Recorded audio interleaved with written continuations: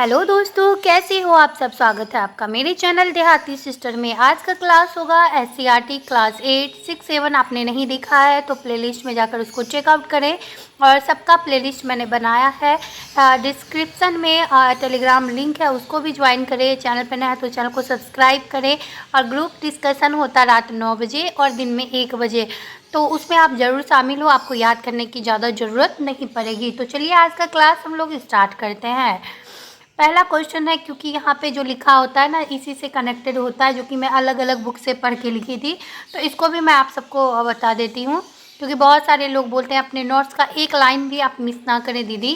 तो अस्पृश्यता अधिनियम कब लागू हुआ था? तो 1955 में लागू हुआ था। अगला क्वेश्चन है, अब क्लास 8 का चलेगा।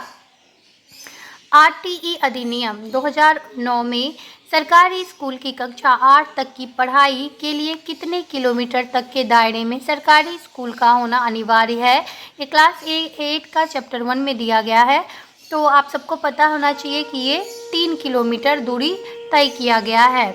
अगला क्वेश्चन है कि भारतीय राष्ट्रीय कांग्रेस ने संविधान खुद बनाने की स्पष्ट मांग कब रखा था? तो 1920 में इन्होंने सबसे पहले संविधान बनाने के लिए ना मांग रखा था। और भाषाई आधार पर राज्यों का भी इन्होंने मांग किया था कि भाषाई आधार पर राज्य को अलग किया जाए।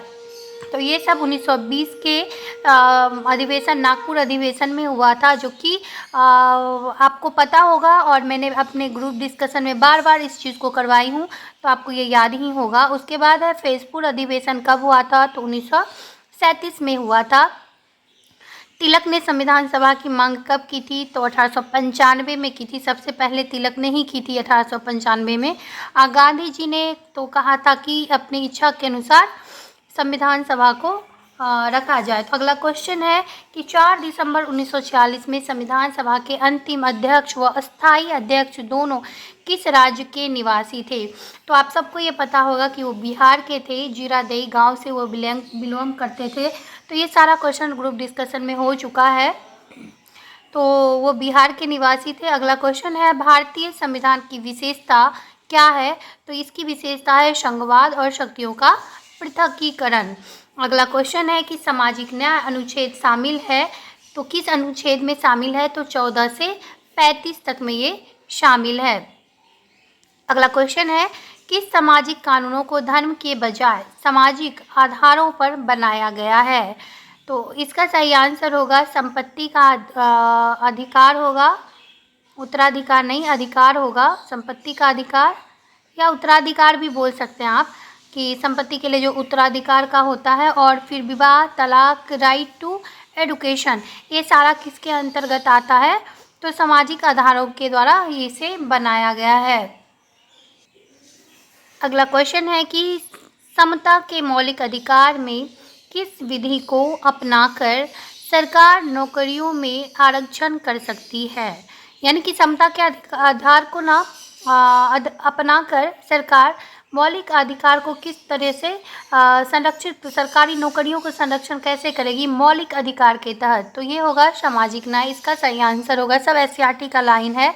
मे भी थोड़ा सा अटपटा आपको लगेगा, लेकिन कुछ क्वेश्चन यहाँ से निकल के आ जाते हैं।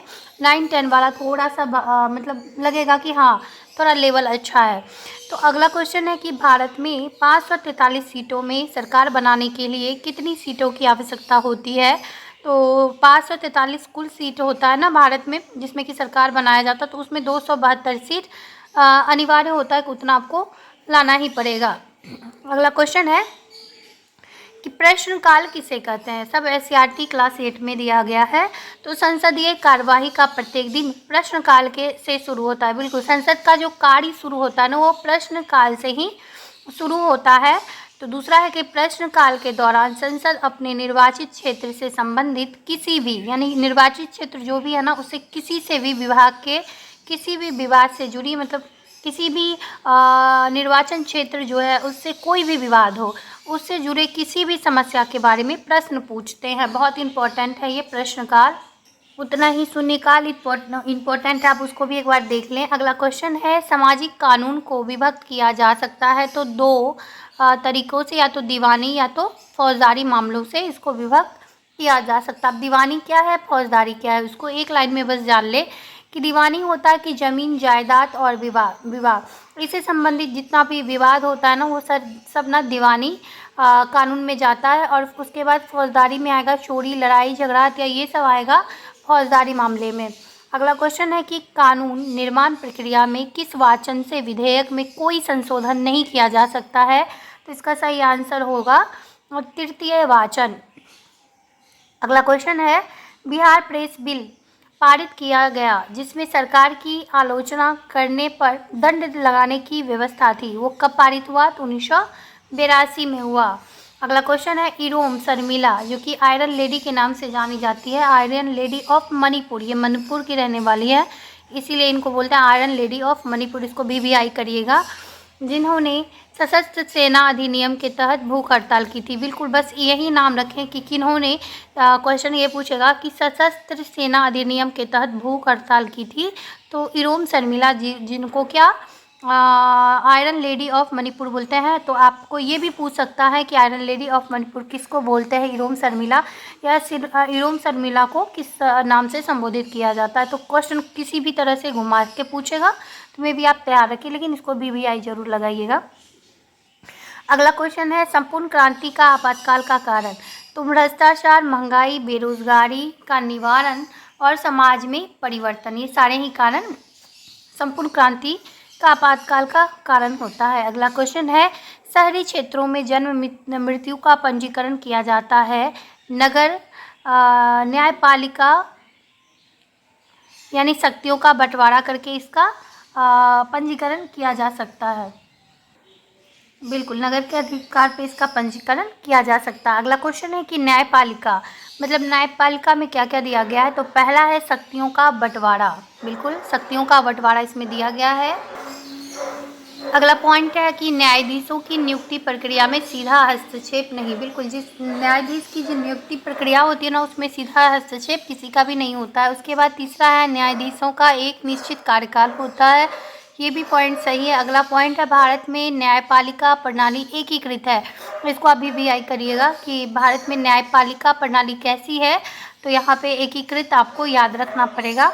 अगला क्वेश्चन है भारत में न्यायिक प्रक्रिया की सुधार की क्या कोशिश की जा रही है, तो इसकी न्यायिक प्रक्रिया की सुधार की ना ये कोशिश की जा रही है कि निःशुल्क कानूनी सहायता इसमें दी जा रही है और जनहित याचिका और फास्ट ट्रैक कोर्ट, ये सारे चीज़ इसमें सुधार की प्रक्रिया में शामिल है।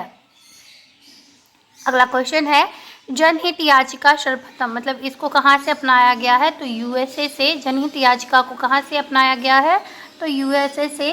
भारत में बढ़ाया मतलब भारत में जनहित याचिका को आगे ले जाने का कार्य किसने किया है, तो BN भगवती ने। आप देखें मैं अपना PDF पहले क्यों नहीं शेयर करती हूँ, क्योंकि आप देखें कितने शॉर्ट तरीके से मैंने लिखा है। मे बी मैं जब वीडियो में बोलती हूँ ना तो आपको समझ में आएगा, कुछ चीज़ मुझे याद आ जाता है तो मैं रिलेट करके बता देती हूँ या BBI बता देती हूँ। तो ये सारा चीज़ PDF में आपको नहीं मिलेगा, आप आराम से पढ़ें, खुद का हैंड रिटन नोट्स ज़रूर बनाएं। मैं भी तो किसी का पढ़ के ऐसे ही एग्ज़ाम दे सकती थी ना, मैंने क्यों बनाया, क्योंकि इससे बहुत फ़ायदा मिलता है, आप अपना नोट्स खुद तैयार करें। अगला क्वेश्चन है कि भारत सरकार द्वारा विधिक सेवा प्राधिकरण अधिनियम 1987 कब से प्रभावी बनाया गया, तो 9 नवंबर 1995 से। इसको भी आप BBI करिएगा।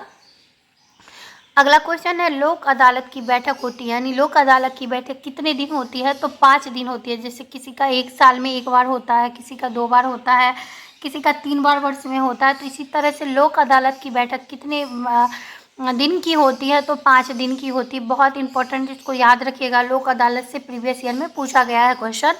लोक अदालत में आप देखें ये SCERT में ही दिया है, NCERT में मुझे लगता है मैंने पढ़ा नहीं है, इसको कहीं होगा मेंशन लेकिन मैंने नहीं पढ़ा है। तो ये SCERT का है और प्रीवियस ईयर में ही पूछा गया क्वेश्चन है, तो इसको याद रखिएगा। लोक अदालत में किस प्रकार के मुकदमे का निपटारा होता है, ये बिल्कुल यही क्वेश्चन था।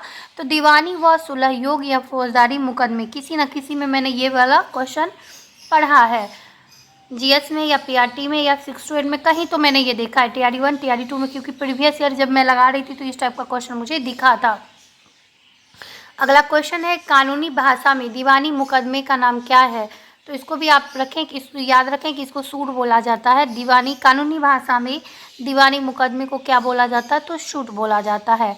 अगला क्वेश्चन है कि सहकारी समिति मतलब क्या है? तो सहकारी समिति के सभी सदस्यों को समान अधिकार प्राप्त होता है, बिल्कुल सही।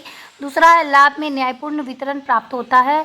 और अगला क्वेश्चन है, ये दोनों पॉइंट याद रखिएगा। अगला क्वेश्चन है चिरकालीन भूख से ग्रस्त परिवार मतलब भूख से ग्रस्त परिवार कैसा होता है? तो उसको खाद्य और सुरक्षित परिवार, यानी उनके पास खाने का सामग्री नहीं है तो उसे खाद्य और सुरक्षित परिवार कहते हैं। उसके बाद कमज़ोर परिवार भी बोलते हैं, आश्रित परिवार बोलते हैं, यानी किसी पे वो आश्रित होते हैं, या कुपोषित परिवार भी उनको बोला जाता है। अगला क्वेश्चन है भोजन का अधिकार, बिल्कुल इसको भी वीआई करिएगा। भोजन का अधिकार क्या? अनुच्छेद 21 में जीने का अधिकार है ना, उसी में जल ये भी आता है। भोजन का अधिकार उसी से संबंधित है, अनुच्छेद 21 याद रखिएगा। ये मैंने तभी लिखा था, ये बाद में लिखा था, कहीं मुझे मिला था प्रीवियस ईयर में, तो वहाँ से मैंने नोट डाउन किया था। उसके बाद राष्ट्रीय ग्रामीण रोजगार गारंटी योजना कब से लागू हुआ था? तो इसको भी देखें, वीवीआई मैंने पहले ही लगाया है, इसको आप लगाइएगा। 2 फरवरी 2006 से ये राष्ट्रीय ग्रामीण रोजगार गारंटी योजना की शुरुआत हुई थी। अब मनरेगा के नाम से ये जाना जाता है, आप सब जानते होंगे। मगर मनरेगा का फॉर्म भी आता है, उसको लोग भरते भी हैं। तो यही है कि राष्ट्रीय ग्रामीण रोजगार गारंटी योजना, इसमें ना 100 दिन का रोजगार दिया जाता है। न्यूनतम समर्थन मूल्य क्या है?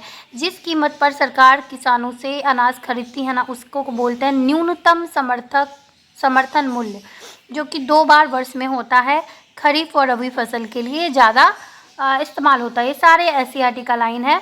उसके बाद का क्वेश्चन है भारत में वर्तमान में कितनी फसलों के लिए एमएनपी यानी एमएनपी तय करती है? तो 24 तरह के फसल होते हैं जिसमें कि एमएनपी तय करती है। अगला क्वेश्चन है कि भारत में गरीबी रेखा का आंकलन पर आधारित है क्या चीज़? तो पहला गरीबी रेखा का आंकलन उपभोग व्यय पर आधारित है। दूसरा 2005 में तेंदुलकर समिति का गठन किया गया था, इसी के तहत गरीबी रेखा आंकलन के तहत। उसके बाद ग्राम व शहर निवासियों के लिए अलग अलग है, बिल्कुल ये ना गरीबी रेखा का आंकलन जो होता है ना, वो गांव के लिए अलग है, शहर के लिए अलग है। तो आपको यहाँ से क्या क्वेश्चन पूछ सकता है? तो ये वाला, दूसरा वाला, कि ये तेंदुलकर समिति का गठन कब किया गया, यह किससे संबंधित है? तो गरीबी रेखा आंकलन से संबंधित है। कब गठन हुआ? तो 2005 में। तो ऐसे आप इसको याद रख सकते हैं। उसके बाद का मैं आपको दिखा दूं थोड़ा सा, ये थोड़ा सा आपको पढ़ना पड़ेगा। अभी जो मैं क्लास 9 और 10 दूंगी ना, उसको आपको थोड़ा सा, क्योंकि ये थोड़ा लंबा भी क्लास होगा, मुझे लगता है आधे घंटे चलेगा ये। तो ये वाला क्लास 9 का है। देखिए ये पहले ही मैंने लिखा है, कुछ इसमें वाईटी का भी क्वेश्चन होगा और कुछ एनसीईआरटी, कुछ एससीईआरटी। तो इसका थोड़ा लंबा क्लास इसीलिए मैंने किया है। देखिए 4 पेज का क्लास होगा, उसके बाद क्लास 10 आएगा। तो इस टाइप से इस दोनों को तो आपको पढ़ना पड़ेगा, वो सब थोड़ा थोड़ा आप पढ़ेंगे तो काम चल जाएगा, लेकिन इस दोनों को याद करना पड़ेगा। तो कल की क्लास में हम लोग क्लास 9 करेंगे, तो उसके लिए आप तैयार होइएगा। बिल्कुल बहुत चीज़ इसमें मैं ऐसा बताऊंगी जो मुझे एनसीईआरटी से मिला, एससीईआरटी से मिला, या फिर प्रैक्टिस सेट भी मिला, या यूट्यूब से मैंने पढ़ा था। तो सब चीज़ मैं बीच बीच में बताते रहूँगी आपको। तो चैनल पे नए जुड़े हैं तो चैनल को सब्सक्राइब करें, बेल आइकन को प्रेस करें और कल का क्लास का वेट करें, क्योंकि कल का क्लास बहुत इंपॉर्टेंट होगा, क्लास 9 का। इसमें आपको याद करना ही पड़ेगा, बहुत सारे ऐसे क्वेश्चन है जिसको आपको याद करना ही पड़ेगा।